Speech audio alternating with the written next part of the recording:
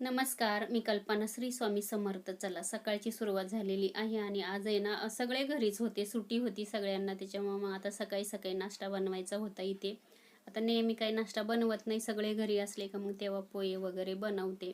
चला, आता इथे बघा त्या बाजूला कढईमध्ये मी पोहे बनवायला ठेवलेले आणि चला आता ह्या बाजूला आहे ना चहा करायला ठेवते मी.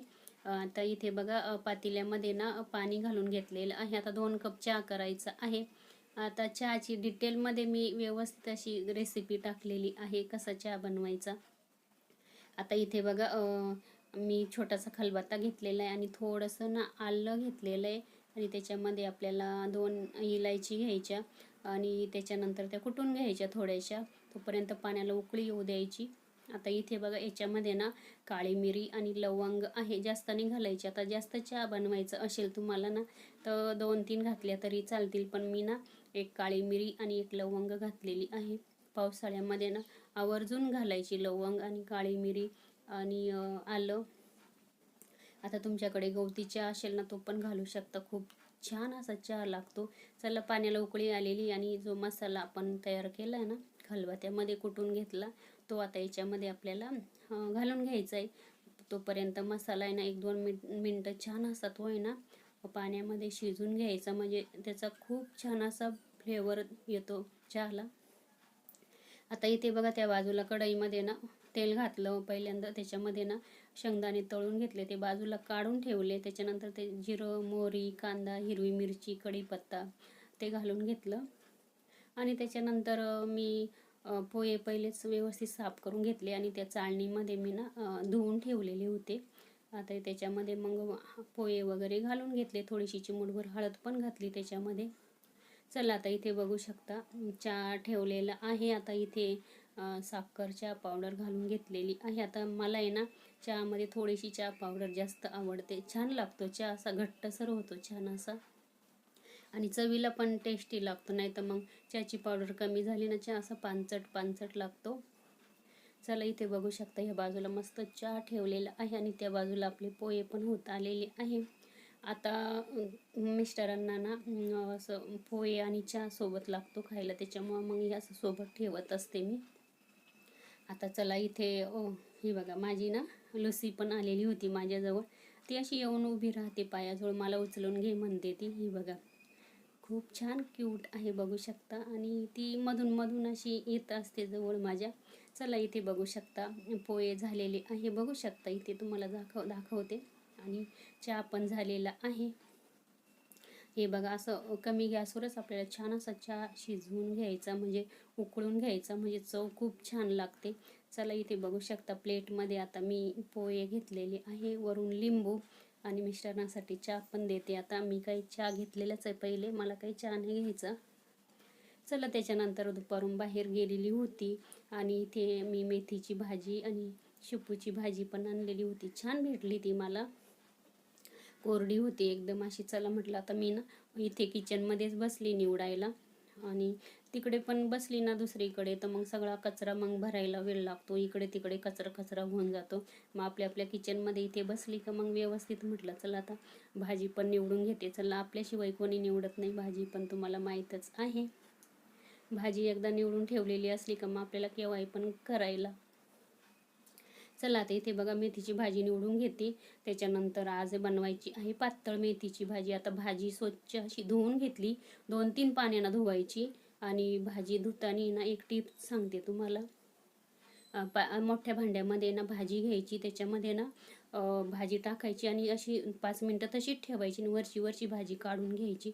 आता बारीक बारीक चिरून घेतली भाजी मी.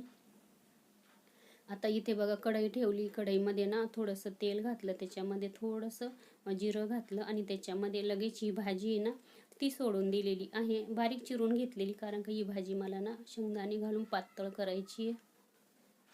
कारण का मुलीला आहे ना माझ्या सुक्की भाजी आवडत नाही मेथीची, तिला पातळ आवडते आणि ती कधीतरी अशी घरी येते ना मग तिच्यासाठी मी पातळ बनवते.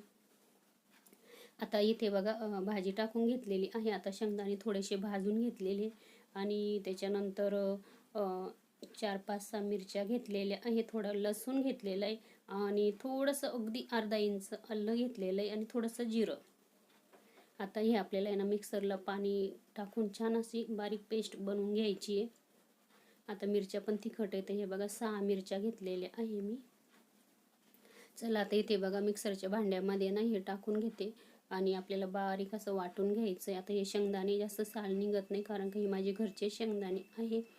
चला आता इथे त्याच्यानंतर भाजी टाकलेली आहे ना, त्याच्यावरती आपल्याला आता जे आपण वाटण केलं ना ते याच्यामध्ये घालून घ्यायचं. हे बघा, आणि अगदी चिमूटभर हळद घालायची, कारण का ते असं सफेद दिसतं म्हणून, किंवा नाही घातली तरी पण चालेल.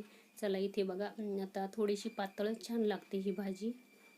आता मी परत ते मिक्सरचं भांडं वगैरे धुवून याच्यामध्ये घालून घेतलेलं आहे पाणी, आणि आता याच्यामध्ये चवीनुसार मीठ घालायचं. अगदी आपल्याला 10 मिनिटामध्ये भाजी तयार होते, पण मोठा गॅस नाही ठेवायचा, नाही तर भाजी उतू जाईल.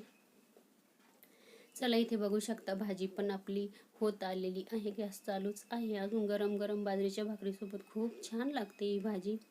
आता आमच्याकडे करता म्हणून मी पण केली आणि तुमच्यासोबत शेअर केली. आता त्याच्यानंतर इथे बघू शकता मी लगेच बाजरीच्या भाकरी पण करून घेतल्या बाजूला. आता त्याच्यानंतर मुलगी आलेली होती, तिला आहे ना बाजरीची भाकर आवडत नाही, आणि त्याच्यामुळं मग ती बोलली की मम्मी मी चपात्या करते, तर चालेल म्हटलं ठीक आहे. ती घरी आली ना करू लागते मला, अशी स्वयंपाक वगैरे मदत करू लागते, भांडे वगैरे तिचंच काम असतं घरी आल्यानंतर. आता तिने बघा चपात्या केल्या, तिचे तिनंच कणिक मळलं आणि तिचे तिनंच चपात्या केल्या. येतात तिला चपात्या वगैरे, येतो स्वयंपाक पण येतो तिला, आणि तिला आवड पण आहे असं काही पण करायची. ती पण असं घरी आली ना काहीतरी करतच असते. आणि छोट्या चपात्या येते नाही तिला, मोठ्या मोठ्या चपात्या येतात. हे बघा, चला म्हटलं तिला पण घेऊया व्हिडिओमधून, सांगावं तिला पण, करते ती पण असं घरी आल्यानंतर. हे बघा, चला आता इथे बघा सगळ्या चपात्या तिच्या होत आलेल्या आहे, आणि मी 2 बाजरीच्या भाकरी टाकलेल्या आहे. मला बाजरीची भाकर आवडते मेथीच्या भाजीसोबत, म्हणून मी भाकर बनवली माझ्यासाठी, आणि ते ना त्यांनी ना त्यांच्यासाठी ह्या चपात्या केल्या. चला इथे बघू शकता एवढी मोठी भाकर केली ती ना, तरी ती अजून लाटतेच आहे बघा,